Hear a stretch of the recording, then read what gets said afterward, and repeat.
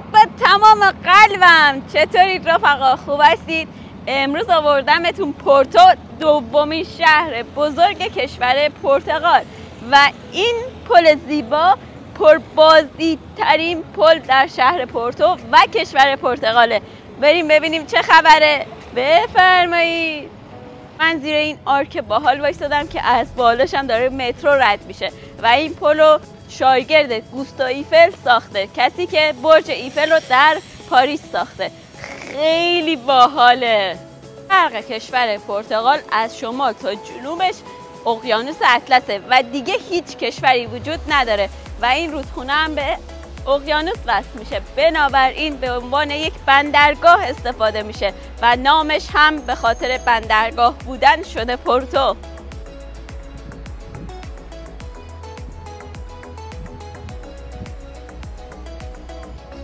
شهر پورتو به شرابش معروفه و این بشکه‌های شراب رو قایق‌ها میذارن، مثل گهواره تکون میده و یک شراب ناب به شما میده که تست کنید و لذت ببرید. و اون سمت رودخونه یک شهر دیگه‌ای هستش به نام گایا و کارخونه‌های شرابسازی هم اغلب اون دست قرار گرفته. گفت که اینجا یکی از جاهاییه که در قدیم به عنوان ورودی به بندرگاه استفاده میکردن و این طاق رو ساختن، اسمش هم هست پوستیگو کارواو. فاصله اندکی از حاشیه رودخانه دورو ما به این کلیسا میرسیم، کلیسای سن فرانسیس برای دوران گوتیک و سبک باروک.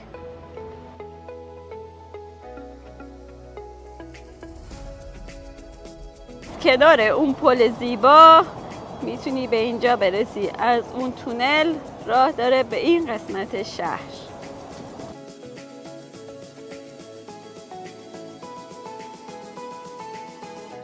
به سمت کلیسای سن فرانسیس در شهر پورتو دارم میرم.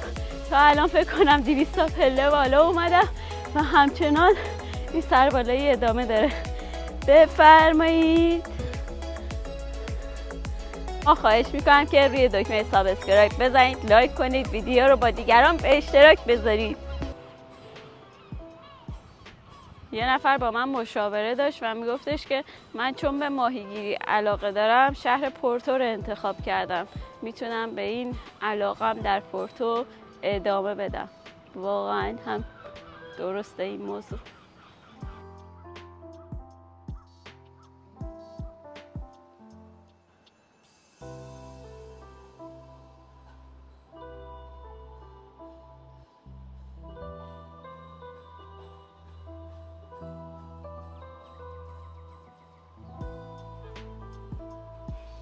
اینجا کاتدرال هستش، کلیسای جامع پورتو. همین دو تا ساختمون بلندی که کنار هم دیگه هستن.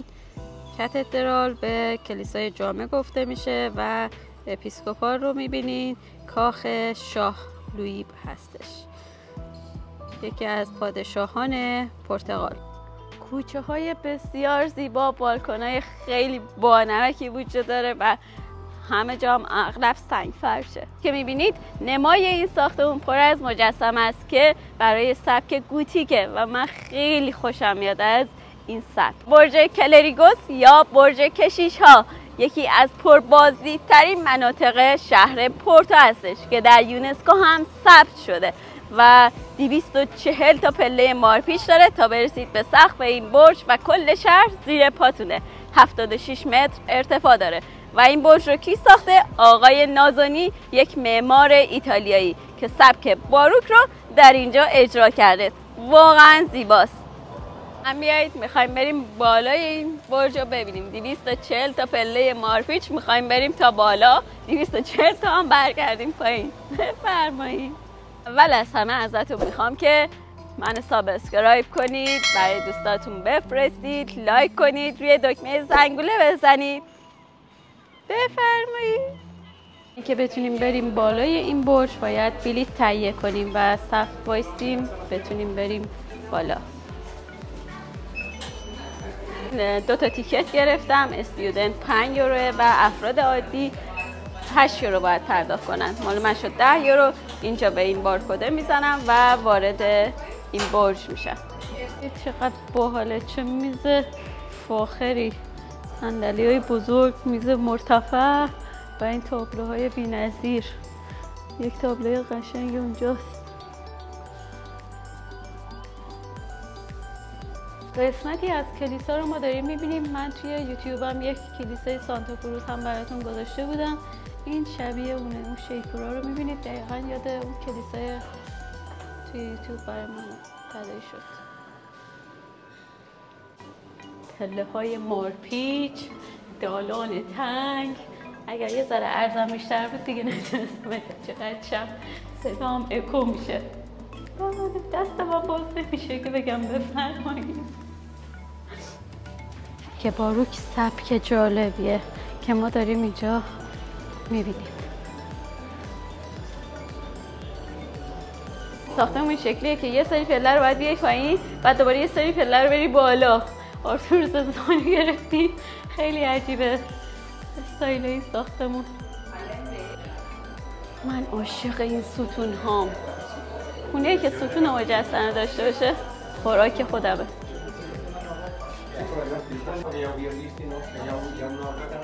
من تو جوونیت سفر کنید، حالا اگر براتون مقدور کل دنیا، اگر براتون نیست کوچه پس کوچه های ایران رو بچرخید. من قبل از مهاجرتم تمام کوچه پس کوچه های ایران، حتی سیستان بلوچستان رو هم سفر کردم. خیلی سخته با این سن بخوای این پله ها رو بری بالا. صبر نکنید که بازنشسته بشید، پولی جمع کنید بعد بتونید برید. دنیا دیدن بهتر از دنیا خوردنه. قرض کنید، وام بگیرید، بگردید و بچرخید و لذت ببرید. تادا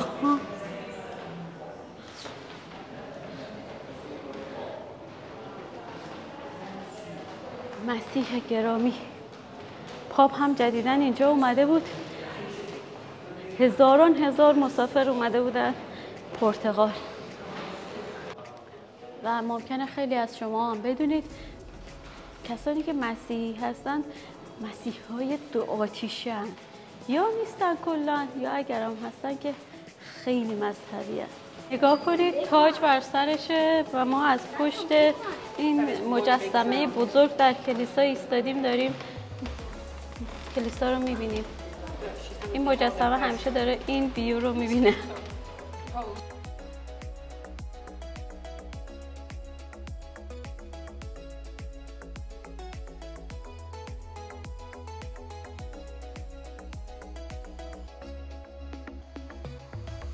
بله پایین بودیم، از اون پایین الان اومدیم بالا و سازه های شهر رو هم داریم با هم دیگه مشاهده میکنیم. جدی داریم میریم بالا، برسیم به بالای برج. اینجا رو ببینید، اونجا بودم براتون توضیح میدادم. چه هوای خنک و خوبیه. بله این بالای برج داریم میرسیم.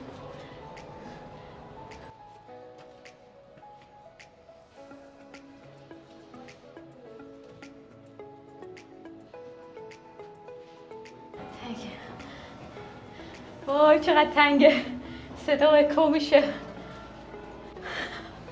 270 پله‌ای که 240 پله‌ای که گفتم داریم با گوشت و پوست و استخوان لمسش میکنیم. دستام باز نمیشه انقدر تنگه.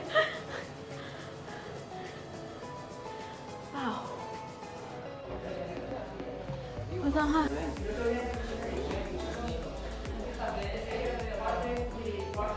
دیگه اونا خیلی قدیمی شده و پله هاشون پله جدید نصب کرد. No, ya está, pero es que no camino. تمام جاهای باستانی نشونه همه جا به چرخی کل شهر رو خواهی دید. شهر زیر پامه، خیلی حس باحالیه. نمیتونم بگم که چقدر خوبه. حتما بیاید این 240 تا پله رو. هواپیمایی در آسمان با ویو اوشن. پر از توریست.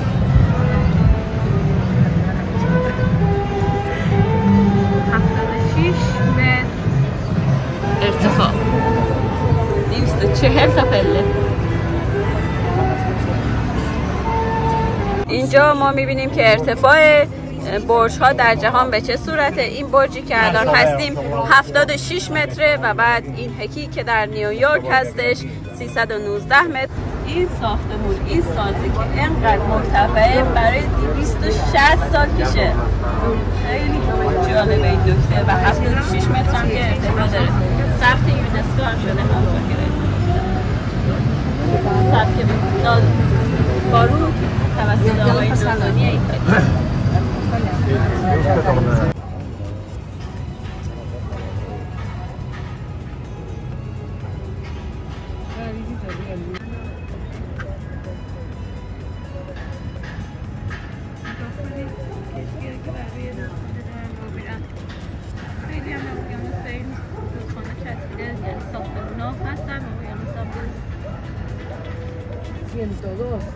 و این همون کاتدرال بود که بهتون گفتم، ساختمون قهوه‌ای و اون هم که کاخ شاه هستش. بسیار زیباست.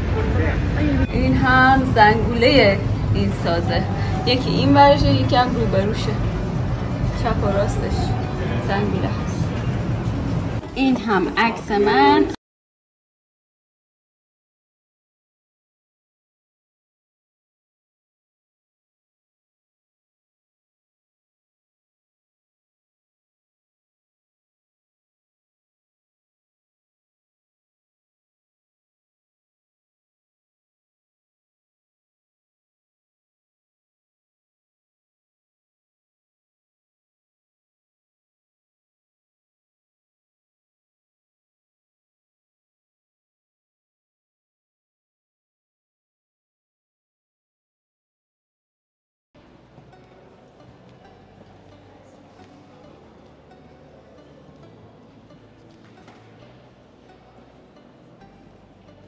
خیلی باحاله این باروک.